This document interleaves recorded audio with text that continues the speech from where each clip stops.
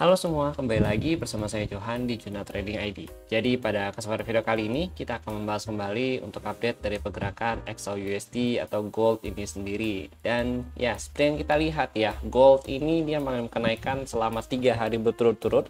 Dan ini adalah hari keempat di mana hari Kamis ya, dia mengalami sedikit sideways karena memang data NFP itu dirilis di hari Kamis ini teman-teman gitu. Nah kemarin kita ada bahas juga, kalau kalian masih ingat video kita di awal minggu ya, di hari Minggu kemarin kita upload teman-teman ya. Itu kita ada bahas kalau gold itu ada potensi dia untuk terjadi retrace ya di area video ini teman-teman. Di sini ada kita bahas gitu. Dan sekarang kita ada area ya, itu potensi QM daily ya. Ini juga saya sudah preview ya teman-teman, itu di bagian daily outlooknya Learning Center teman-teman gitu. Jadi di Learning Center kurang lebih tanggal 29 Juni juga di hari Minggu ya. Ini saya ada bahas ya, gold ada potensi untuk bisa naik ke area QM dan baru turun ke 3176 sebagai posisi terendah. Itu ada ke terendah kita, tapi kalau nggak dapat ya sudah, nggak apa-apa gitu. Nah ini skenario turunnya kita belum tahu ya sampai mana untuk saat ini, tapi penurunan terdekat kita bisa patokin ke harga 3250 3230 ya, baru rebound naik retest ke bagian charge atau area QM. Dari situ kita baru akan masuk skenario swing sell kita. Nah cuma pertanyaannya sekarang ya, berdasarkan dengan data yang ada ya, jadi kalau kita lihat nih kemarin kita ada dapat data mengenai ADP, kemudian kita di hari Selasa kita juga dapat lagi mengenai JOLTS ya, JOLTS Job Open ya. Nah itu datanya itu sebenarnya kurang menarik ya, bahkan ADP-nya itu dinilai minus sebesar 33.000, yang artinya ya ini NFP bakal jelek datanya teman-teman gitu. Nah sekarang kita lihat, kita mau bahas dulu ya preview mengenai data ya.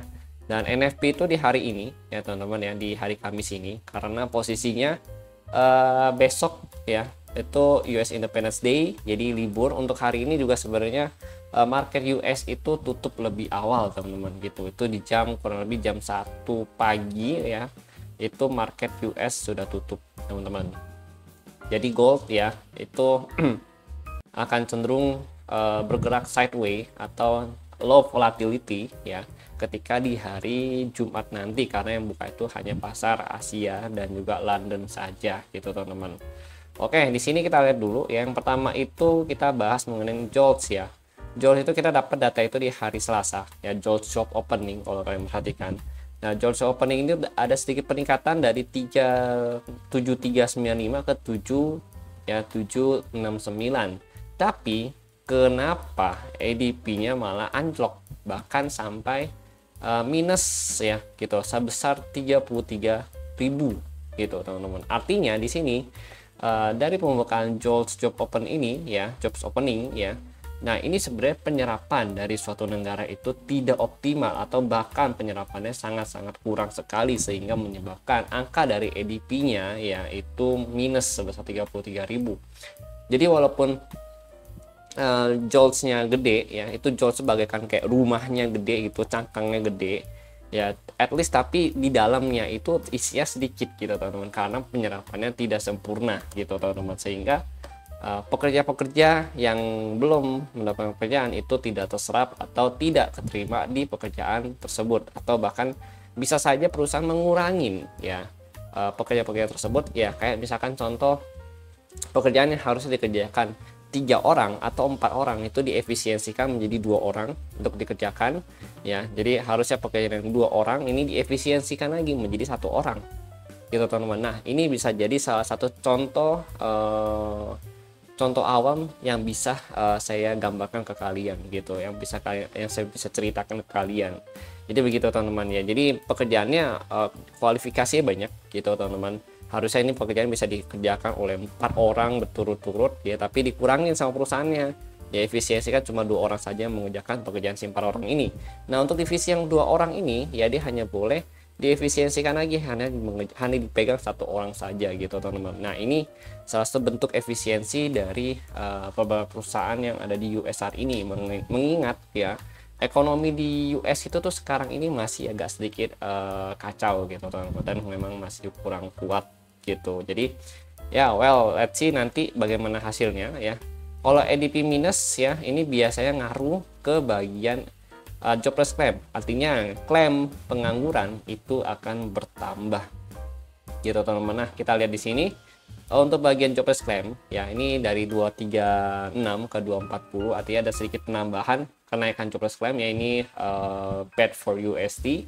And then ada NFP ya di jam 19.30 juga, ini dari 139 ya di forecastkan ke 111 ya teman-teman ya gitu. Artinya ini juga kurang bagus ya, bahkan mungkin bisa di bawah 111.000 gitu teman-teman. Kemudian di sini ada unemployment rate ya, untuk tingkat pengangguran ini juga akan naik, mungkin akan di atas 4,3%, yaitu 4,5 atau 4,4 teman-teman gitu. Kemudian ada lagi yang mengenai S&P Global Service Manufacturing itu di jam 20.45 ya, jadi hari ini cukup ramai untuk newsnya.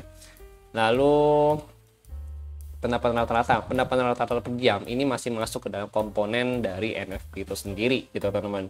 Nah ini ya juga akan berkurang. Kenapa? Karena orang yang dipekerjakan itu juga berkurang, sehingga jumlahnya itu akan berkurang juga teman-teman gitu. Nah ini nanti ini akan mempengaruhi apa? Akan mempengaruhi bagian dari CPI dan juga PPI yang kita jadikan sebagai report inflasi di minggu depan nanti gitu. Nah data-data NFP ya, kemudian CPI ini akan dipakai oleh si The Fed ya, terutama si ketua The Fed Jerome Powell itu untuk memutuskan apakah dia akan memangkas suku bunga atau menahan suku bunga atau menaikkan suku bunga, atau bahasa itu dia akan ambil keputusan dovish atau hawkish gitu teman-teman. Itu dari data-data serangkaian yang ini. Toh bulan ini juga cukup menarik, di akhir bulan Juli ini ya dia ada mau mengumumkan apakah akan ada pemangkasan suku bunga lebih lanjut atau menahan suku bunganya terlebih dahulu. Nah mengingat data yang ada saat ini memang terutama di pekerja ya, sektor pekerja ini ya, NFP ya, itu kurang bagus ya, ini kemungkinan besar dia akan apa menurut kalian? Ya kemungkinan besar dia akan memangkas suku bunga gitu teman-teman, untuk mendongkrak ekonomi kembali gitu teman-teman ya. Well, let's see ya nanti bagaimana, soalnya memang saat ini dia itu masih nunggu data-data lagi, dan dia bilang sih belum ada keputusan fixnya mau kapan mangkas suku bunga, dia masih nunggu data lagi, sehingga kita belum tahu nih nanti ke depannya gimana. Bisa mungkin dia akan berubah lagi, memang ada rencananya dia mau mangkas suku bunga gitu, cuma belum tahu kapan ya. Awal sih dia bilang sih di bulan September kalau di pertemuan sebelumnya gitu, tapi pertemuan yang baru-baru ini kemungkinan besar di akhir Juli ya. Well, let's see nanti bagaimana teman-teman ya gitu. Ini menarik kita saksikan. Terus The Fed juga menekankan ya, kalau kita tahu tuh si Donald Trump juga ya, presiden US itu kan menekan-nekan untuk segera memangkas suku bunga ya ke Powell gitu, tapi Powell bilang The Fed akan tetap bersikap independen dan tidak terpengaruh oleh apapun gitu. Well, kita apresiasi dengan sikapnya Powell dan dia berusaha untuk tetap ya menunggu data yang lebih lanjut. Saya suka sebenarnya kalau begini, karena ini akan lebih stabil juga, akan lebih menjaga kestabilan ekonomi di global gitu teman-teman ya gitu. Oke, lanjut lagi, kita mau bahas mengenai open interest data. Untuk open interest data kalian bisa dapatkan itu di bagian learning center ya, ini saya sudah update ya teman-teman ya. Nah learning center ini kalian bisa cek, ini ada detailnya juga ya di Telegram ya. Di Learning Center ada, di Telegram yang publik ada, cuma nggak sering saya share ini kalau yang di Telegram publik teman-teman gitu. Nah kalau kita lihat hari ini kan di open di 3369. Nah 33 berapa tadi ya, 3359 gitu, 3359 berarti kita ambil 3360. Oke, di 3360 ini ya, ini adalah harga open. Oke, ini harga open kita tandain, berarti di bawah 3360 ini ada 3350, 3340, 3335, kemudian 3310, 3300. Di bawah 3360 ya. Ini di atas 3360 itu ada 3370, 3375, 3380 sampai 3390. Kemudian di 3400, and then ada di 314 sebagai kenaikan tertingginya dia teman-teman gitu. Nah karena ya hari ini adalah hari terakhir di perdagangan US minggu ini, Nah, ini dia udah langsung loncat ke hari Senin berikutnya atau minggu berikutnya lagi, teman-teman. Ini untuk yang hari Senin depan ya, teman-teman ya. Jadi ini hari terakhir dia berdagang ya, and then after that dia tutup ya. Untuk hari Jumat dia tutup pasarnya. Nah, kemudian dia mulai ada lagi itu di hari Senin, Selasa, Rabu, Kamis, Jumat di minggu depannya lagi gitu, teman-teman. Oke, makanya ini loncat juga ya DTE-nya itu, teman-teman ya, gitu.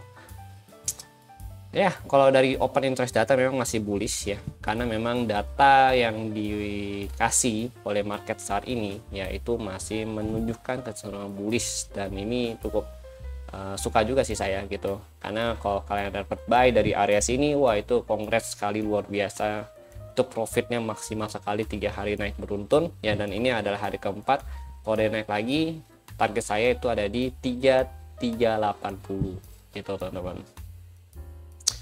Oke, kita lanjut untuk bagian dari OI data selesai, news NFP selesai ya. Itu datanya, artinya kalau untuk NFP itu sebenarnya kurang bagus untuk dolar, sehingga ini akan menaikkan probability gold untuk melanjutkan kenaikannya lagi di hari Kamis ini, teman-teman gitu. Nah, kemudian kita lanjut lagi, ini kita mau bahas mengenai TA. Jadi sebenarnya kalau untuk technical analysis ya, ini nggak banyak perubahan kalau dari saya. Ini kita lihat dari daily ya. Dari daily ini di sini ada gap, dan then di sini ada potensi ada QM yang terbentuk QM daily, teman-teman ya. Tapi kalau udah di atas 3389 ya, saya ngambil 3383, 3389 ke atas, itu dia udah ada potensi untuk ngejar bagian atas ini lagi. Jadi kalian jangan sell lagi gitu ya, teman-teman ya, karena ini udah break. Ini ada liquidity ya, ini ada liquidity. Nah, ini liquidity ini bakal diambil liquidity-nya. Jadi much better kalau di atas 3389 atau 3390 ke atas, kalian jangan cari sell lagi, tapi cari buy lanjutan untuk target 3400, 3410, teman-teman gitu. Itu dulu ambil yang terdekatnya gitu, and then baru 3428 kembali gitu. Oke, karena memang kalau dari data memang masih memungkinkan ya gold ini untuk melanjutkan kenaikan gitu. Kalau dari data yang kita lihat itu, kalau misalkan data yang kita dapat, tapi at least kalau misalkan market berkata lain ya, itu di luar kehendak kita lah gitu ya gitu. Kita kan cuma bisa ngasih skenario, kita bikin skenario, kita bisa kasih pandangan dari data yang kita dapat ya gitu. Tapi kalau untuk movement ya, itu kita kembalikan lagi ke dalam market itu sendiri, dia maunya bagaimana, aset kelasnya mau menggerakkannya bagaimana ya. Intinya kita tetap harus hati-hati dan jangan terlalu overconfidence ketika kita masuk ke dalam market ini sendiri, teman-teman gitu. Nah, kemudian ya, ini skema saya masih sama ya. Kalau sampai di QM daily ya, misalkan in case NFP dia nge-spike naik 3380 atau 3383 ya, and then dia masuk aja ke dalam 3380, itu saya akan merencanakan untuk ambil sell ya di area sini gitu. Intinya saya mau tunggu dulu dia sampai selesai NFP, and then saya baru ambil keputusan apakah saya mau sell dia ketika sudah masuk di area sini gitu, teman-teman. Jadi gini ya, ketika di NFP kan data jelek nih ya, misalkan data jelek, nah dia loncat nih ke area QM daily di sini. Nah, begitu dia loncat ke area QM daily yang di sini ya, nah kita lihat potensinya, apakah dia ada potensi untuk nge-sell atau enggak gitu. Untuk tahu dari mana, tunggu after FOMC kurang lebih 30 menit sampai 1 jam ya. Tunggu volatility-nya turun dulu ya, volatility harga marketnya turun dulu. Dan kalau dia reject ya di bawah 3390 ya, di bawah 3390 sampai 3380, itu kita baru pertimbangkan untuk masuk sell ya dengan SL di atas 3383 gitu, teman-teman. Ya, tapi kalau dia in case there is no rejection di sini ya, no rejection, dia langsung lanjut naik lagi, kalian jangan sell, tapi pertimbangkan untuk nyari skenario buy ya untuk target 3400 sampai 3410 gitu. Oke, ini kita bahas skenario mengenai NFP gitu, teman-teman, untuk malam ini. Tapi kalau misalkan mau nge-buy, itu juga saran saya short aja gitu, jangan di hold sampai besok-besoknya, karena market tutup lumayan banyak nih gitu ya, maksudnya tutup 3 harian gitu. Nah, ini kan early close juga ya market US-nya gitu, teman-teman gitu, karena kan US nggak buka gitu. Nah, itu harus hati-hati. Jadi saran saya sebenarnya, kalian jangan hold position gitu. Kita nggak tahu ya, nanti di weekend, nanti di hari Sabtu, Minggu gitu ya, itu ada kejadian apa lagi atau ada kejutan apa lagi gitu. Well, itu seni trading itu sometimes kita harus bisa mengatur diri kita sendiri gitu. Kalau kita bisa mengatur diri kita sendiri ya, kita bisa mengatur juga seberapa besar risiko yang bisa kita terima ya. Kita bisa mengenal diri kita dan kita bisa lebih konsisten lagi untuk trading dan profit di dalam marketingnya sendiri gitu teman-teman. Oke.